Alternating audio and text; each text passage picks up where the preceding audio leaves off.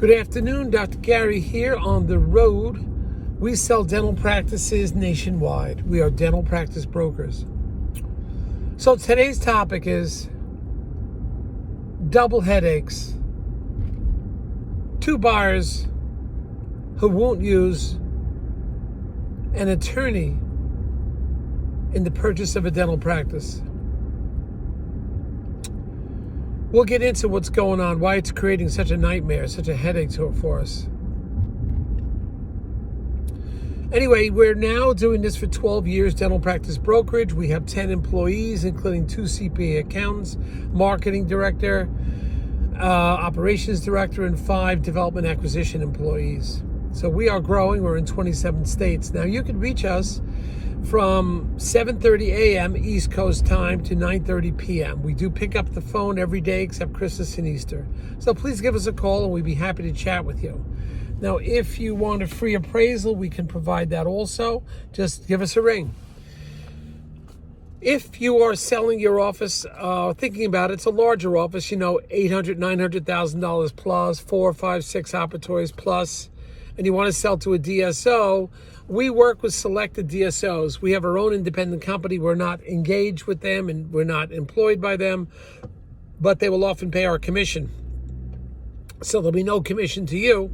And sometimes, on special circumstances, we can also get the legal fees reimbursed at closing.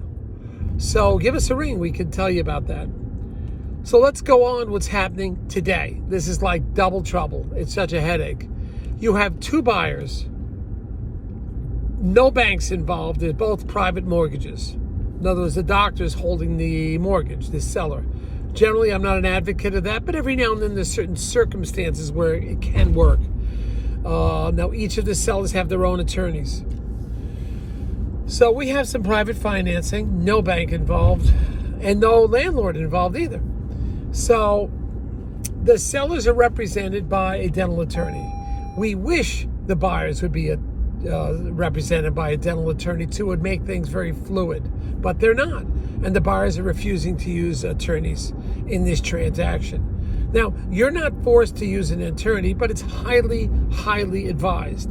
I would never, if I had my choice, never do a deal without a attorney, a dental attorney, because they know what they're doing. And the best part of this deal, both of these deals, the attorney on the opposite side of the coin, that is on the opposing attorney, is somebody I've worked with many times before, and I would be happy to recommend attorneys that have also worked on the opposite table of the seller's attorney. It would make things so much easier.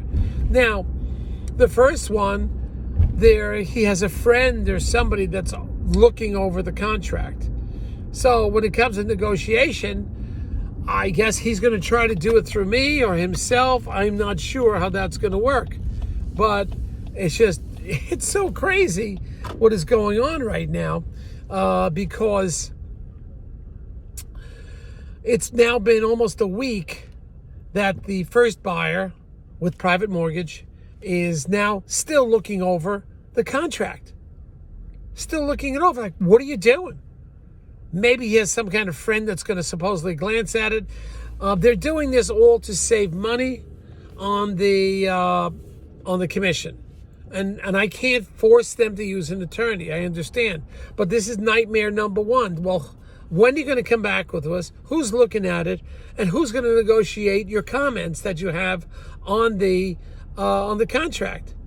Meanwhile, once you put a letter of intent in, the clock is ticking on the amount of money you could be making. I mean, that's it. You should be making money at this point. The one practice is at least $2,000 a week. The other practice is close to $6,000 a week. Every single week. And these guys are screwing around. So they don't see it. They just don't see it. They don't see how much money they're losing.